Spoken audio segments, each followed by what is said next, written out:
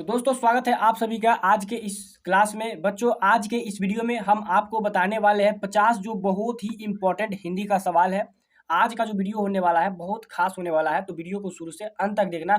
अगर आप कुछ भी हिंदी में नहीं पढ़े हो, अगर आप 50 ये ऑब्जेक्टिव वीवीआई अगर याद कर लेते हो तो आपके बोर्ड एग्जाम में बहुत शानदार तरीके से जो क्वेश्चन आएगा वो आप अटेंड कर सकते हैं, ये मेरा फुल गारंटी है। तो सबसे पहले चलो वीडियो को स्टार्ट करते हैं। चलिए यहाँ पे एक नंबर हमारा क्वेश्चन कर रहा है, अधिराज में कौन सा उपसर्ग है। उपसर्ग का मतलब होता है जो किसी शब्द के आगे लगे, और प्रत्यय का मतलब होता है जो किसी शब्द के पीछे लगे। तो यहाँ पे हम लोगों को ढूंढना है क्या, उपसर्ग बताना है। तो इसमें जो उपसर्ग हो जाएगा वो ऑप्शन नंबर ए राइट हो जाएगा, अधिज हो जाएगा, ये उपसर्ग हो जाएगा। तो चलिए आप लोग बहुत शानदार तरीके से इसका राइट आंसर आप लोग कमेंट में बताते रहिएगा। चलिए 2 नंबर क्वेश्चन जो आया वो कह रहा है, मंगमा किसके लिए मिठाई लाई थी। पोता के लिए, बहू के लिए, बेटा के लिए या किसी के लिए नहीं। तो मंगमा जो है अपने पोता से बहुत प्यार करती थी, इसीलिए मंगमा ने अपने पोता के लिए क्या किया था, मिठाई लाई थी।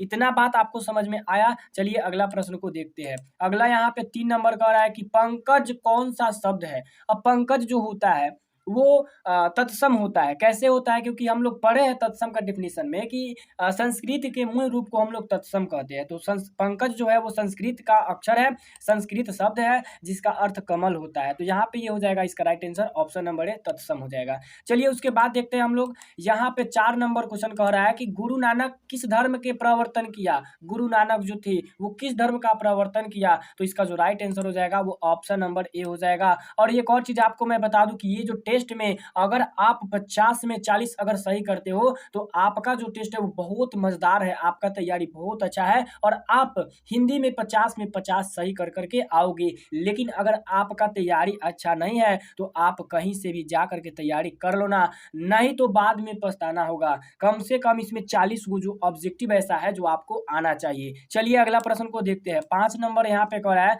संतु मछली लेकर क्यों भागा था। तो संतु जो है वो कुआं में डालने के लिए मछली क्या लेकर के भागा था। ऑप्शन नंबर इसका राइट सी बी हो जाएगा। तो आप लोगों को कैसा लग रहा है वीडियो कमेंट में जरूर बताना। चलिए अगला क्वेश्चन कर रहा है 6 नंबर क्वेश्चन, बाबा साहेब भीमराव अंबेडकर का जन्म कब हुआ था। एकदम वीवीआई इंपॉर्टेंट है फर्स्ट चैप्टर का। तो बाबा साहेब भीमराव अंबेडकर का जो जन्म हुआ था 14 अप्रैल 1891 ईस्वी में हुआ था, याद रखना। आइए अगला क्वेश्चन को देखते हैं। यहाँ पे 7 नंबर क्वेश्चन आ गया, आदर्श समाज समानता पर आधारित होगा किसने कहा था। तो बाबा साहेब भीमराव अम्बेडकर ने कहा था कि आदर्श समाज जो होगा वो किस पर आधारित होगा, तो जिसमें समाज में स्वतंत्रता होके, उसके बाद उसमें क्या हो, समानता होके, भ्रातृत्व होके इत्यादि सब चीज के लिए कौन बताए थे, तो भीमराव अम्बेडकर बताए थे। उसके बाद चलिए कह रहा है 8 नंबर क्वेश्चन कि भारत में बेरोजगारी का प्रमुख कारण क्या है। तो भारत में जो बेरोजगारी का प्रमुख कारण है वो होता है अशिक्षा। अगर लोग शिक्षित रहेंगे तो बेरोजगार जो होगा वो नहीं होगा, कोई भी भूखमरी का कारण नहीं बनेगा, कोई भी भूखा नहीं मरेगा अगर शिक्षित रहेगा तब। और अशिक्षा अगर रहेगा तो वो एक गांव को, एक शहर को नष्ट कर सकता है, कौन, तो अशिक्षा। आइए उसके बाद हम लोग देखते हैं क्वेश्चन को। 9 नंबर क्वेश्चन कर रहा है, लेखक नलिन बिलोचन शर्मा के माता का नाम क्या था। अब यहाँ पे हमको बताना है जो नलिन बिलोचन शर्मा थे इनके माता का नाम क्या था। तो इनके माता का नाम रत्नावती शर्मा था और ये भी काफी इंपॉर्टेंट है, इसको याद रखना। चलिए अगला देखते हैं क्वेश्चन। 10 नंबर क्वेश्चन कह रहा है, सेन साहब की लड़कियां कैसी थी। तो सेन साहब की जो लड़कियां थी बड़ी सुशील थी, 5 बेटे थे सेन साहब के, याद रखना कितना था, 5 लड़कियां थी और जो कि बहुत बहुत नाजुक थी और बहुत सुशील थी, देखने में प्यारी थी, काम धाम सब कुछ करती थी। लेकिन सेन साहब का एक जो उबारू लड़का था, कौन, खोखा, जो काम करता नहीं था और दिन भर इधर उधर भटकते रहता था। आइए उसके बाद 11 नंबर क्वेश्चन कर रहा है कि 20 के दांत पाठ की कौन सी विधा है। अब यहाँ पे बताना है आपको जो 20 के दांत है वो क्या है, कहानी है या फिर निबंध है या फिर डायरी है, ये भी काफी इंपॉर्टेंट है। तो 20 के जो दांत है वो एक कहानी है, ऑप्शन हमारा ए सही हो जाएगा। आइए उसके बाद देखते हैं हम लोग यहाँ पे अगला प्रश्न को देखते हैं। 12 नंबर क्वेश्चन जो कह रहा है, मदन ने खोखा के कितने दांत तोड़ डाला। बहुत सिंपल है और हर एक बच्चा को याद रहता है कि मदन ने खोखा के 2 दांत तोड़ डाला, एक फैट में 2 दांत तोड़ दिया। या आप लोग हमेशा याद रखना कि मदन ने खोखा का कितना दांत तोड़ा, तो 2 दांत तोड़ दिया, ऑप्शन नंबर इसका ए सही हो जाएगा। उसके बाद आइए हम लोग करते हैं 13 नंबर क्वेश्चन। कहता है कि मोटर की खतरा हो सकता था, तो डैश डैश से मोटर की खतरा किससे हो सकता था, तो खोखा से मोटर की खतरा हो सकता था। इसका जो राइट आंसर हो जाएगा क्या हो जाएगा, ऑप्शन नंबर बी हो जाएगा। उसके बाद ये कह रहा है 4 नंबर क्वेश्चन, यानी कि नलिनी विलोचन शर्मा का जन्म कब हुआ था। काफ़ी इंपॉर्टेंट है, जो कि कई बार बोर्ड एग्जाम में ये क्वेश्चन को दोहराया गया है, शायद इस साल भी आ सकता है। तो आ सकता है या फिर आने की बहुत ऐसा संभावना है, इसीलिए मैं आपको बता रहा हूँ। चलिए, इसका राइट आंसर हो जाएगा ऑप्शन नंबर ए हो जाएगा। 1916 ईस्वी में लेखक नलिनी विलोचन शर्मा का जन्म हुआ था। उसके बाद कह रहा है मैक्स मुलर का जन्म कब हुआ था। तो मैक्स मुलर का जन्म 1823 ईस्वी में जर्मनी में हुआ था। और ये जो है वो क्या थे, तो ये भारत से हम क्या सीखे, इसके लेखक है मैक्स मुलर। उसके बाद आइए 16 नंबर क्वेश्चन कह रहा है कि मैक्स मुलर के अनुसार भारत की प्राचीनतम भाषा कौन है। तो मैक्स मुलर जी बोले थे कि भारत की जो प्राचीनतम भाषा है, उस सभी भाषा में से एक प्राचीनतम भाषा हमारा एक संस्कृत है, जो कि काफ़ी इंपॉर्टेंट है। आइए उसके बाद देखते हैं यहाँ पे 17 नंबर क्वेश्चन जो कह रहा है वो कहता है मैक्स मुलर ने नया सिकंदर किसे कहा। मैक्स मुलर ने युवा अंग्रेज अधिकारी को, जो कि अभी जवान है, उसको क्या कहा था, तो नया सिकंदर कहा था। उसके बाद यहाँ पे देखते हैं हम लोग 18 नंबर क्वेश्चन। 18 नंबर क्वेश्चन कहता है मेघदूत का जर्मन भाषा में अनुवाद किसने किया था। काफ़ी इंपॉर्टेंट सवाल है, जो कि आपको जरूर आना चाहिए। मैक्स मुलर जो थे ना, वो मेघदूत का जर्मन भाषा में अनुवाद किया था, और मेघदूत के जो रचयिता है वो कालिदास थे। समझ में आया। चलिए 19 नंबर क्वेश्चन को देखते हैं। 19 नंबर हमारा क्वेश्चन आया कि भारत से हम क्या सीखे, क्या है। तो भारत से हम क्या सीखे, यह एक भाषण है जो कि बहुत काफ़ी इंपॉर्टेंट है हम लोगों के लिए। इस चैप्टर को हमको बहुत बारीकी से पढ़ना चाहिए, बहुत इंपॉर्टेंट है। चलिए उसके बाद आते हैं 20 नंबर क्वेश्चन कि प्लेटो और कांट थे। तो प्लेटो और कांट जो थे एक महान दार्शनिक थे, इसका ऑप्शन नंबर ए सही हो जाएगा। चलिए आप लोग भी हमको बताइएगा कमेंट में, भूल मत जाइएगा कि आपका कितना में कितना सही हुआ है, और ऐसा ऐसा कितना कितना जो आंसर है उसका जवाब आप लोग दे पा रहे हो। चलिए फिर कह रहा है 21 नंबर की इसके अनुसार सेनों ने अपने सिद्धांतों को भी बदल दिया। तो खोखा के अनुसार जो है सेनों ने अपने सिद्धांतों को बदल दिया। राइट आंसर इसका ए हो जाएगा।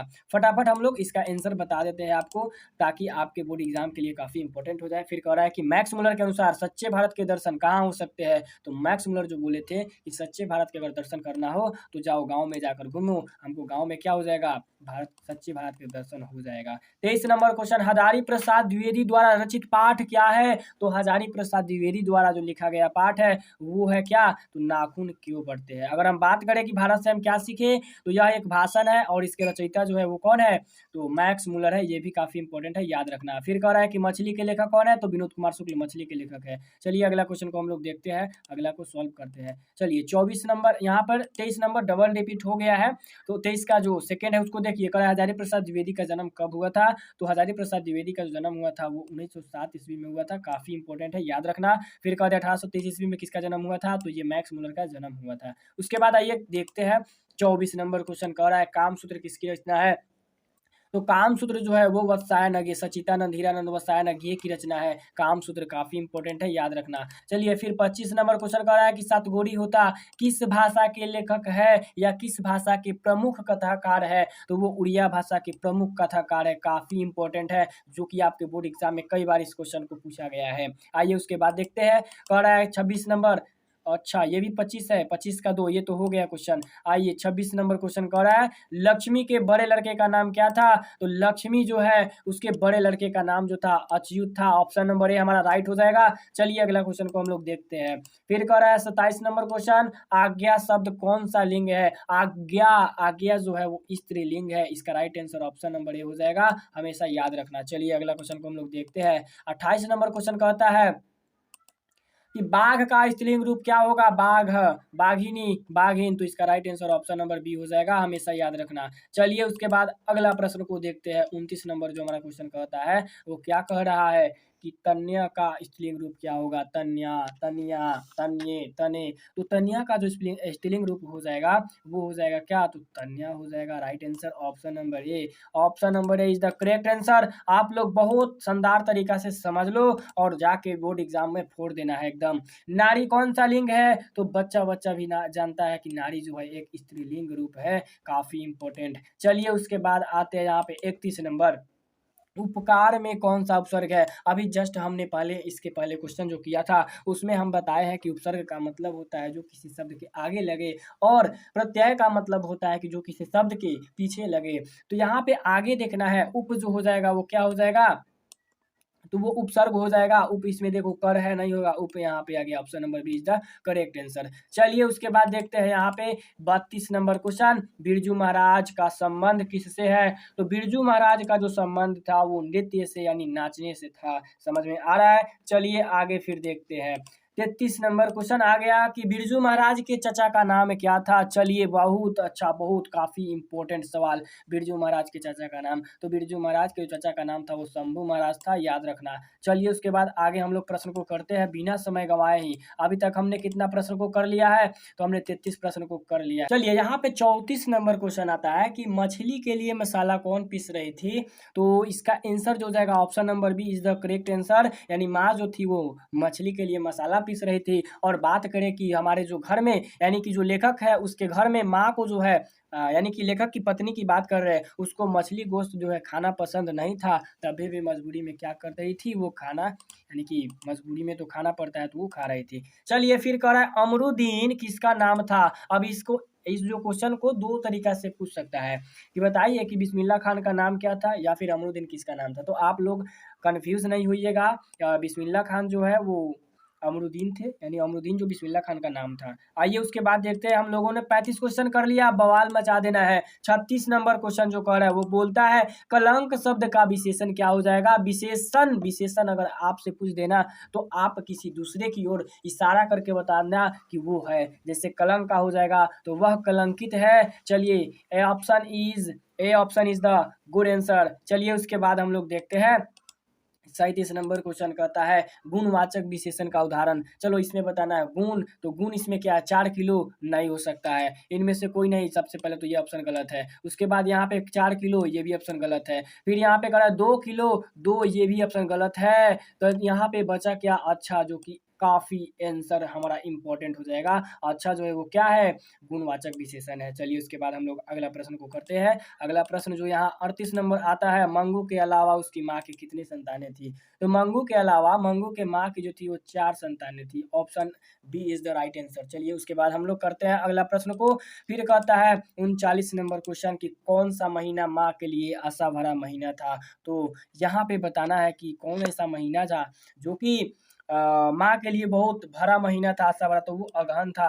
अगहन जो है ए ऑप्शन में है, A option is the right answer. चलिए उसके बाद हम लोग देखते हैं 40 नंबर क्वेश्चन, ट का उच्चारण स्थान क्या हो जाएगा? मैं आप सभी को बता देना चाहता हूँ कि अगर आपको उच्चारण स्थान याद नहीं होता है तो आप लोग कमेंट में जरूर बताएं। आपको एकदम शॉर्ट तरीका बता दूंगा जो कि एग्जाम में एक भी आए, कहीं से भी आए, व्याकरण के किसी पार्ट से भी आपसे पूछ दे उच्चारण स्थान, तो आपको वो समझ में आ जाएगा, जो कि काफी इंपॉर्टेंट है। और मेरा जो वीडियो है एक अपलोड हो चुका है, अगर वो आपको अच्छा नहीं लगे तो आप लोग कमेंट में जरूर बताएं, आपके लिए नया एक वीडियो तैयार कर दूंगा। खाली एकदम आप एक बार देख सकते हो तो बस आपका एग्जाम क्लियर हो जाएगा, यानी उच्चारण स्थान कहीं से भी देगा फोर तो वो। चलिए तो ट का उच्चारण स्थान यहाँ पे बताना है, तो ट का उच्चारण स्थान क्या कंठ होता है, तालु होता है, ओष्ठ होता है? नहीं, ये तीनों ऑप्शन गलत है, तो ये right answer option number D हो जाएगा, इनमें से कोई नहीं। ट का उच्चारण स्थान मूर्धा होता है। आइए उसके बाद देखते हैं 41 नंबर क्वेश्चन कहता है क्या कि भ का उच्चारण स्थान बताइए। तो भ का उच्चारण स्थान काफी इंपॉर्टेंट है सवाल, आपको तो उच्चारण स्थान सारा को याद कर लेना है, यानी तो मेरे को कमेंट में जरूर लिख कर बताना है। तो इसका राइट आंसर जो हो जाएगा ऑप्शन नंबर सी, ओष्ठ हो जाएगा। चलिए उसके बाद देखते हैं 42 नंबर क्वेश्चन कहता है नायक का संधि विच्छेद क्या होगा? तो नायक का जो संधि विच्छेद नए जो रख हो जाएगा, option is the correct answer. चलिए उसके बाद हम लोग देखते हैं 43 नंबर क्वेश्चन कह रहा है कि श्याम शब्द कौन संज्ञा है? तो श्याम से क्या होता है? किसी एक व्यक्ति का पहचान होता है, कहता है कि वह श्याम है। तो ये एक व्यक्ति का जब पहचान होगा उसको हम लोग बोलते हैं व्यक्तिवाचक संज्ञा। व्यक्तिवाचक संज्ञा option B is the right answer. चलिए उसके बाद देखते हैं 44 नंबर क्वेश्चन, यानी कि प्रलय शब्द में कौन सा उपसर्ग है? अब यहाँ पर भी उपसर्ग बताना है, प्रत्यय मत बता देना। तो प्रलय शब्द में जो उपसर्ग है वो प्र हो जाएगा, option A is the right answer. चलिए उसके बाद देखते हैं यहाँ पे 45 नंबर क्वेश्चन कर रहा है परंपरा का मूल्यांकन किसके द्वारा लिखा गया है? तो परंपरा का जो मूल्यांकन है वो कौन लिखे हैं? Max Muller. नहीं, भारत से हम क्या सीखे? मैक्स मुलर लिखे हैं। नलिन विलोचन शर्मा, 20 के दांत नलिन विलोचन शर्मा। हजारी प्रसाद द्विवेदी। परंपरा का मूल्यांकन नाखून क्यों बढ़ते हैं? हजारी प्रसाद द्विवेदी। लेकिन यहाँ पे हमको क्या लिखना है, क्या बताना है कि परंपरा का मूल्यांकन, तो परंपरा का मूल्यांकन गुणाकर मूल्य जी लिखे हैं, जो कि इस ऑप्शन में नहीं है, तो इसका राइट आंसर हो जाएगा ऑप्शन नंबर डी हो जाएगा। चलिए उसके बाद हम लोग देखते हैं यहाँ पे अगला प्रश्न कहता है 46 नंबर की पुस्तक शब्द कौन संज्ञा है? पुस्तक से पूरा जाति का बोध हो रहा है, यानी कि एक पुस्तक कहने का मतलब कई कई कई प्रकाशन का पुस्तक, हिंदी व्याकरण मान लो या फिर मैथ मान लो, के.सी. सिन्हा का, आर.के. सिन्हा का, माने कि जितना आप लोग किताब है वो किताब है। तो पुस्तक से क्या होता है, जाति वर्ग का बोध होता है, जिससे हम लोग क्या कहते हैं, जातिवाचक संज्ञा कहते हैं। व्यक्तिवाचक, जैसे किसी का पर्सनल नाम हो गया, अगर जानकारी लेना हो तो उसे व्यक्तिवाचक। भाव यानी कि बुढ़ापा हो गया, सच्चाई, अच्छाई जिसमें भाव छुपा हो उसे भाववाचक संज्ञा कहते हैं। चलिए उसके बाद आते हैं 47 नंबर क्वेश्चन। मंगमा को किस से विवाद था? तो मंगमा को अपने बहू से विवाद था। कैसे, क्यों विवाद था? तो विवाद इसीलिए था क्योंकि जब मंगमा की जो बहू थी वो अपने बेटे को किसी कारण मार रही थी, जिस कारण दोनों में क्या हो गया, झगड़ा हो गया। चलिए उसके बाद हम लोग देखते हैं 48 नंबर क्वेश्चन। परिणय शब्द में कौन सा उपसर्ग है? तो यहाँ पर भी उपसर्ग बताना है आप लोग को, उपसर्ग का एक भी क्वेश्चन नहीं छोड़ना है। तो परिणय शब्द में जो उपसर्ग हो जाएगा वो परि हो जाएगा, यानी परि इधर से होगा। देखो यहाँ पर इधर से है तो इसीलिए ये वाला हट जाएगा पार्ट। चलिए उसके बाद देखते हैं 49 नंबर क्वेश्चन। 49 नंबर क्वेश्चन कर रहा है ढ का उच्चारण स्थान। ढ का उच्चारण स्थान जो होता है वो मुर्दा होता है। Option C is the right answer. देखो कंठ यानी क ख ग घ जितना आ जाए वो कंठ में, च छ ज तालु में, ट ठ ड ढ मूर्धा में, त थ द दांत में, प फ ब ओष्ठ में आता है। चलिए उसके बाद हम लोग देखते हैं, चलिए यहाँ पे 50 नंबर जो क्वेश्चन आ गया वो कहता है कि काल के कितने भेद होते हैं, जो कि काफ़ी इंपॉर्टेंट है, आपको भी पता होना चाहिए और ये बहुत इजी भी है। जो कि अभी के बोर्ड एग्जाम जो हुआ था 12th क्लास का, उसमें हिंदी में ये सवाल पूछा था साइंस स्ट्रीम से कि काल के कितने भेद होते हैं। तो आपको क्या कर देना है कि एकदम इसको रट जाना है कि काल के 3 भेद होते हैं। अगर याद हो तो बहुत अच्छी बात है, नहीं याद हो तो कोई बात नहीं, आज से याद हो जाएगा। और आप सभी को एक और बात कह दूँ कि इतना देर तक हमारे साथ बने रहने के लिए बहुत बहुत धन्यवाद। तो इसी के साथ अब हम मिलेंगे अगले वीडियो में। हमने क्या कहा था कि कल, यानी कि जब हमने जो पिछला वीडियो बनाया था उसमें बोला था कि कल मैं आप सभी के लिए 50 क्वेश्चन हिंदी का लाऊंगा, जो कि आज वो पूरा हो गया। तो इसके बाद मैं फिर आप सभी के लिए जल्द ही लेकर के आऊँगा संस्कृत का 50 ऐसे-ऐसे क्वेश्चन जो कि काफ़ी इंपॉर्टेंट है। तो वीडियो को अगर देखना हो तो सबसे पहले तो बात करूँ कि चैनल को सब्सक्राइब कर लेना, अपने दोस्तों के पास भी शेयर करना, ताकि तुम भी चालाक हो और तुम्हारा दोस्त भी चालाक हो और दोनों एकदम बवाल मचा देना। और एक और चीज़ मैं आप सभी को बता दूँ कि कैसा लगा है मेरा ये वीडियो, ज़रूर कमेंट में बताना। तो मिलेंगे अगले वीडियो में, तब तक के लिए जय हिंद और जय भारत।